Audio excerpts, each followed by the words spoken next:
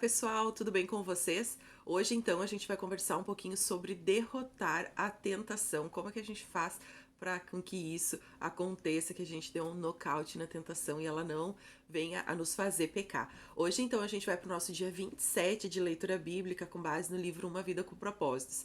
E o autor ele traz no livro sobre essa questão de derrotar a tentação, de que sempre existe sim uma saída. A tentação, ela muitas vezes ela parece ser uma coisa irresistível, impossível da gente reprimir, mas isso é uma mentira de Satanás.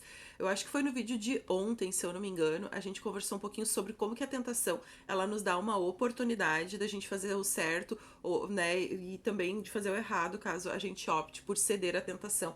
Então ela sempre vai nos trazer essa oportunidade da gente colocar em prática aquilo que a gente vem aprendendo na palavra de Deus. E Deus, ele prometeu que ele jamais vai permitir que algo venha sobre a nossa vida, algo de fora, que prevaleça sobre o que ele colocou dentro de nós. O Espírito Santo que habita dentro de nós é muito maior do que uma tentação, do que algo que a gente muitas vezes olha com os nossos olhos e queira, né, cobice aquilo, e que a gente sabe que aquilo vai nos levar para longe do caminho de Deus. A gente tem a certeza, né, Deus, ele fala isso na sua palavra, de que o Espírito Santo habita dentro de nós e ele pode sim nos dar força para com que a gente não venha a ceder à tentação. Então, ele não deixa a gente ser tentado além das nossas forças, né? Porém, a gente também deve fazer a nossa parte. E aqui o autor ele traz no livro 4 fundamentos para a gente derrotar a tentação. E o primeiro deles é que a gente precisa redirecionar a nossa atenção. Na Bíblia, nós somos aconselhados a redirecionar a nossa atenção quando a tentação surgir. Pois só resistir a um pensamento, muitas vezes a gente fica com aquilo assim, eu não quero pensar, eu não quero pensar. Isso por si só não vai ajudar muito, isso muito pelo contrário, isso vai aumentar a nossa concentração dos nossos pensamentos na coisa errada. E isso acaba fortalecendo a questão da sedução, né, da tentação nos seduzir a ponto de nos fazer pecar. Então, para poder explicar um pouquinho melhor, né, digamos assim, toda vez que você tenta bloquear um pensamento aqui, na verdade, a gente está implantando ele ainda mais profundamente dentro da nossa memória. Na tentativa da gente resistir uma coisa que, na verdade, a gente acaba fortalecendo. Com a tentação, ela começa com um pensamento. A maneira mais rápida da gente neutralizar esse fascínio que o pensamento ele gera dentro da nossa mente é a gente desviar a nossa atenção para outra coisa. Então, não combater o pensamento, mas sim mudar o canal da nossa mente, digamos assim, e se concentrar em outra coisa que é do nosso interesse, que a gente goste também, para com que a gente tire o foco daquilo, mas e é muito real isso, né? Eu pelo menos já passei por isso assim, digamos, tu tá com algo na mente, quanto mais tu fica pensando, parece que tu fica alimentando aquilo cada vez mais. Então, a batalha, ela sempre ganha aqui dentro da nossa mente. Então, eu não sei você, mas se você já olhou alguma vez assim na televisão, uma propaganda de um. Eu olhei aqui pro lado porque minha TV tá aqui do lado. Você já olhou assim pra televisão a propaganda de um alimento, por exemplo? Nossa, parece que depois aquilo dá vontade da gente comer aquele alimento. Enquanto a gente não come aquele alimento, aquela comida, parece que a gente não se satisfaz. Isso aí é o poder da sugestão. Então é uma coisa muito natural nossa com que a gente se mova através de sugestões que estão à nossa volta. Então por isso que a gente precisa prestar bastante atenção. Quanto mais a gente pensar a respeito de uma coisa, mais essa coisa vai se fortalecer dentro da nossa mente. Muitas vezes o jeito é acabar ignorando a tentação e fazer outra coisa, né? E a gente precisa fazer tudo que for necessário pra gente se afastar de situações que podem colocar a gente em contato com a tentação, né? Como amizades, por exemplo, lugares, amigos, programas de televisão. Se a gente sabe que se a gente olhar a televisão, algum tipo de programa, a gente vai ser tentado a pecar, então a gente não deve mais olhar aquele programa.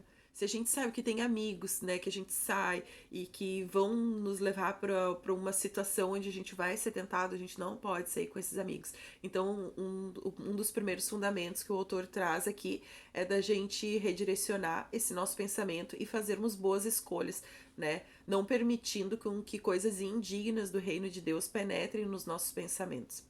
E a segunda delas é revele a sua luta a algum amigo.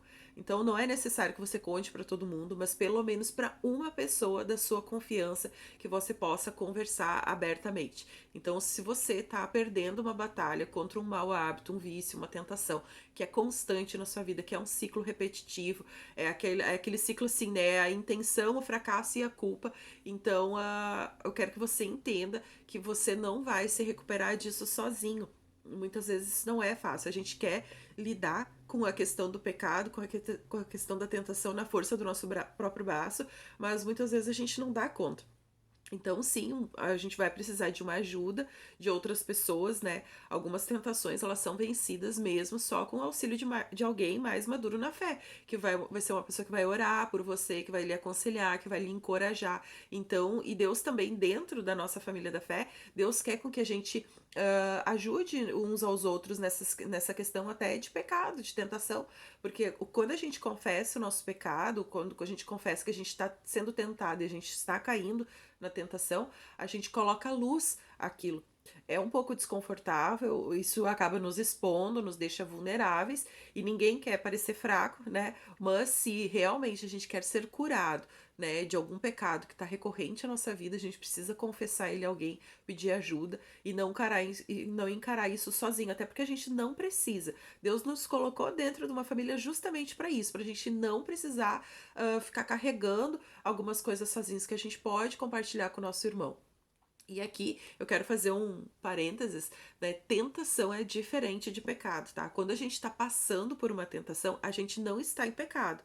A tentação veio. O pecado é só quando a gente consuma aquilo, quando de fato aquela tentação vem dentro da nossa mente e a gente de fato cede a ela, acaba fazendo o que é indigno aos olhos de Deus, então daí sim a gente peca. Mas quando é só tentação, é só uma tentação, tá, gente? Então fiquem tranquilos. Muitas pessoas acabam se martirizando, ai, veio uma tentação, nossa, estou em pecado. Não, se a tentação veio, você não está em pecado, você só vai estar em pecado se você ceder a ela.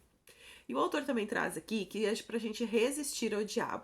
Então, após a gente ter se humilhado, ter se submetido ao reino de Deus, nós somos orientados assim a resistir ao diabo, né? A não ficarmos passivos assistindo ele nos atacar.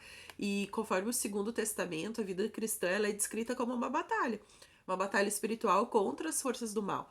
O cristão é comparado muitas vezes como soldado que atua num território inimigo.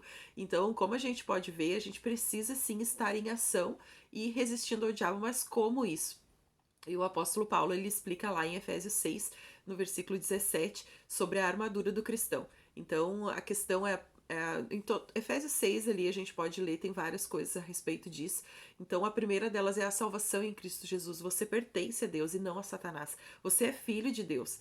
E a segunda é a palavra de Deus, que não que existe um poder na palavra de Deus. E Satanás, ele sabe disso, e ele teme a palavra de Deus, ele teme a Deus, ele sabe que a Bíblia é o nosso manual de instrução, é aquilo que vai nos direcionar de como que nós devemos viver a nossa vida. Então isso é uma grande arma contra Satanás.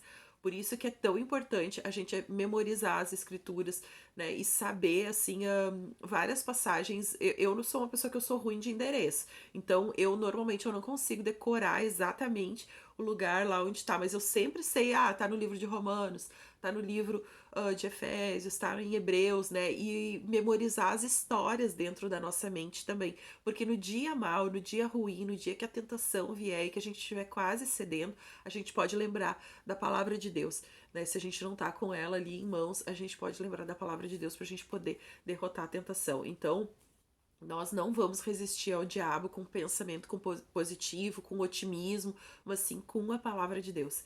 E por último, esteja consciente da sua vulnerabilidade. Você não pode pensar que Satanás desistiu de você só porque, eu sou um grande homem, uma grande mulher de fé, eu sou uma super mulher virtuosa, eu sou um guerreiro e que nada vai atingir você. Isso não é verdade, né? Deus, ele nos fala que Satanás, sim, vai estar sempre ao nosso derredor, né? Querendo nos devorar. Então, não fique arrogante ou confiante demais que Satanás não vai ir atrás de você, que você não tem problema com isso, que nada vai te atingir. Não baixe a guarda, e não imagine que você está imune a tentações, né? Não se exponha a esse tipo de descuido, né? E também não se coloque também em situações em que você vai poder atrair tentações para você. Então, cuide do seu coração, cuide da sua vida devocional, busque a Deus, né? E cuide para com que você também, principalmente com quem você anda. Vigie. Nossa pergunta para reflexão hoje é a seguinte: a quem posso pedir que seja meu parceiro espiritual para me ajudar em oração a derrotar uma tentação constante? Eu espero que esse vídeo tenha abençoado a sua vida. Se abençoou, eu peço que você deixe seu like, que você compartilhe nos seus grupos de WhatsApp e também se inscreva no meu canal caso ainda não tenha se inscrito. Certinho, pessoal? Um abraço, que Deus abençoe.